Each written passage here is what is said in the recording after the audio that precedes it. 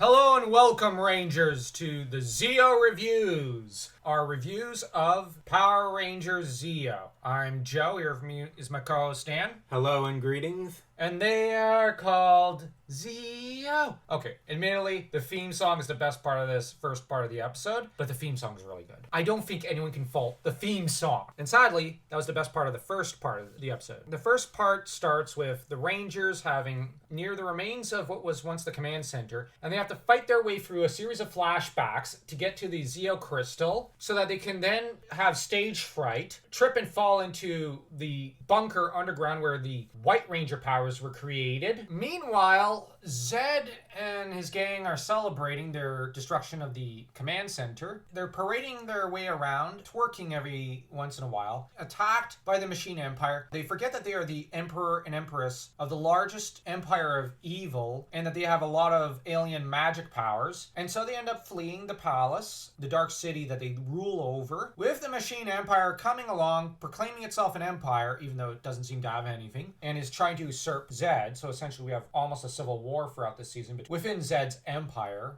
it just doesn't feel as big a deal or threat, as we don't see the Machine Empire really attacking Earth. We don't see any of the ravages that are happening to the average civilian. The command center has been blown up again. I say again because this thing has been attacked how many times since season 1? I mean, how many times does a possessed ranger enter and try to blow the stuffing out of the command center? It's happened like 3-4 times. We've had Ivan Ooze and Rito, and now the Machine Empire is going to try to attack, but oh, by the way, there's an armored bunker beneath the command center. So, good luck getting there. You're not a challenge. You're not a threat, Machine Empire. It just feels like the stakes that were already lowered in season 3 have gotten even lower than Comedy Zed from season 3. Or at least that's the sense you get in part 1. Now, we'll get to the other 2 parts in a moment. What's more is that with part 1, the Rangers are trying to find their way through the still fairly well-built and well-constructed and undamaged command center. They find their way to a door that automatically opens. Alpha addresses them, even though he was supposed to have died in the Alien Rangers finale. The problem with reviving Alpha is that it destroyed the stakes, because him dying is a shockwave in universe. It changes the entire board. And I'm actually in support of them killing off Alpha. But the problem is, by retconning out essentially the destruction of the command center means nothing has changed. Evil Green Ranger arc had bigger stakes and accomplished far more in changing the status quo. The status quo has temporarily been raised, but then immediately lowered. Alpha teleported out the Rangers at the last minute before being exploded.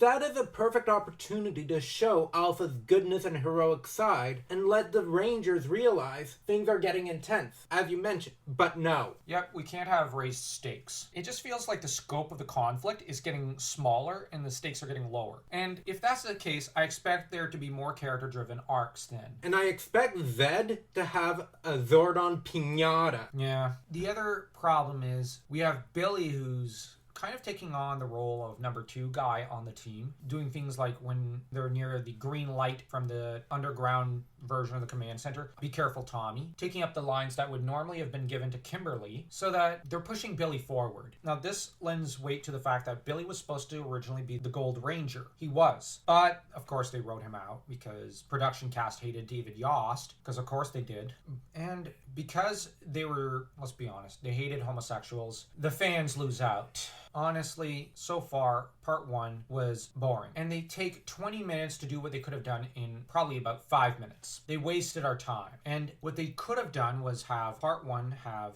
Tommy and the rest of the crew probably have to find a new kind of command center or something in an alternative location that Zordon had planted just in case of emergency. And they have to get there whilst battling their way there and trying to be heroes to Angel Grove without their powers. And then once they reach there, they are given the Zeo powers, and then they can finally stand up to the Machine Empire. And what they could have done is also give Lord Zed respect as a villain while still having a civil war, and that the Machine Emperor is a defaulting vassal who's declared civil war upon Lord Zed. And thus you get a three-way war between three different factions. You have the Zeo Rangers or Power Rangers, you have Zed, and you have the Machine Empire. And both sides are fairly nefarious and wicked, with the Power Rangers basically defending the little guy. This could have been a really good idea. The conflict between Zed and Machine Emperor is basically played up for laughs. And the only laugh I genuinely gave was at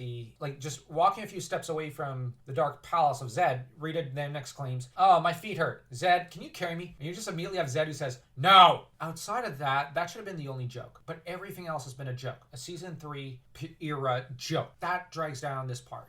So I can't even take the Machine Emperor's costume serious. But we have to give him a chance because this is just his intro.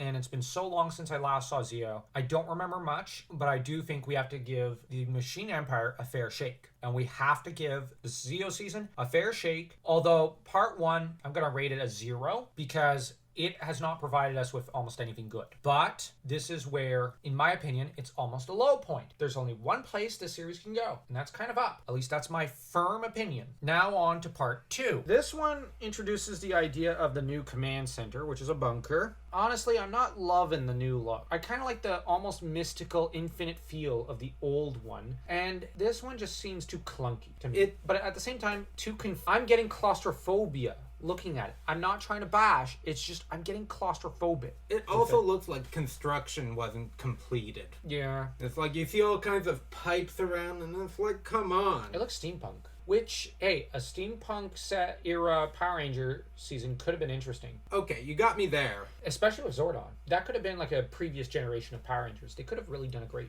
deal of work with that. As to Lord Zed, he's chased out and they try to pretend that the Machine Empire is a big enough threat to threaten his existence. I'm not entirely believing that because bear in mind, the balance in the morphing grid is maintained between Lord Zed, who is the darkness, and Zordon, who is the light. And yet now we're supposed to believe there's something more powerful than that, which makes no sense. Or at least equal to that, which makes no sense. Now, Ivan Ooze, aside, he was almost like a even darker side that probably predated Zed. But here, the Machine Empire is not something that exists within the morphing grid, within the metaphysical sphere of existence. That is, as said, the morphing grid. So it doesn't make as much sense, it feels. That aside, the Machine Empire has apparently conquered several galaxies, part 2 reveals, and they're trying to link up their mini empire together. Earth is the last bit that they need to conquer in order to completely connect their little space lane, which I really like that plot idea a lot more. So they're introducing 2 almost different ideas, and the second one works better. You also have Bulk and Skull, who are just wasting our time. Now Zed escapes in Serpentera from the Dark Dimension moon, which makes sense. Not even the Machine Empire can match the might of Serpentera, and he vows to have his revenge. But for now, he's going to rebuild his empire, consolidate, and return at some point down the road. Zordon feels that the new threat is more dangerous than the old, which is showing he's already making a strategic miscalculation, just in the context of Billy. That's the elephant in the room. The trouble is, out of pity for Tanya, who's really feeling left out, as though she doesn't belong, they decide to give her the Yellow Ranger powers instead of giving it to the number 2 Ranger on staff, so that he can instead push buttons. Like, I know they were originally building up to him being the Gold Ranger, but the logic in this episode, especially when you consider the fact that David Yost did not end up being the Gold Ranger, is just stupid. I'm not gonna mince words. It's just stupid. And that entire speech he gives is so dumb. And the dialogue's pretty bad on top of that. They may as well have just killed off Billy at this point. I don't want that. I'm not saying that. It's just, I want that. Like, it's just so dumb. There was 0 effort put in. Now, the Rangers spring to action with an admittedly pretty cool set of morphing sequences. And then we get the worst action music I have ever heard in my entire life that makes me want to rip off my ears. It is so bad, I didn't want to watch the action scene. And I actually enjoy Power Ranger action scenes.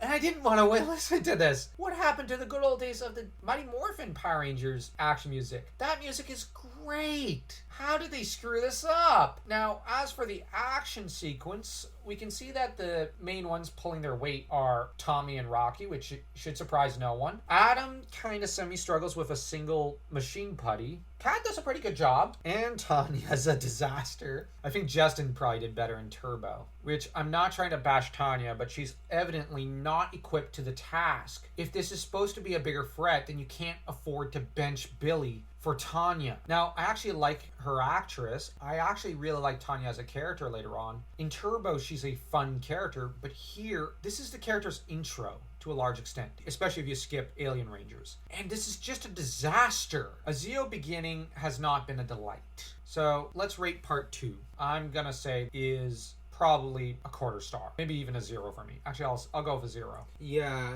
0, because honestly, as a whole, like part 1 and part 2 put together, out of 4, I am not feeling generous here. okay, quarter star because of expansion on lore of Zed and the Machine Empire. That's why I'm subtracting, but this has not been fun viewing. As I said, I remain optimistic. Zeo only has one place to go. Now, if you enjoyed this video, do feel free to smash that like and that subscribe button. Tommy smash kicking the buttons. And remember, Rangers, may the power protect you.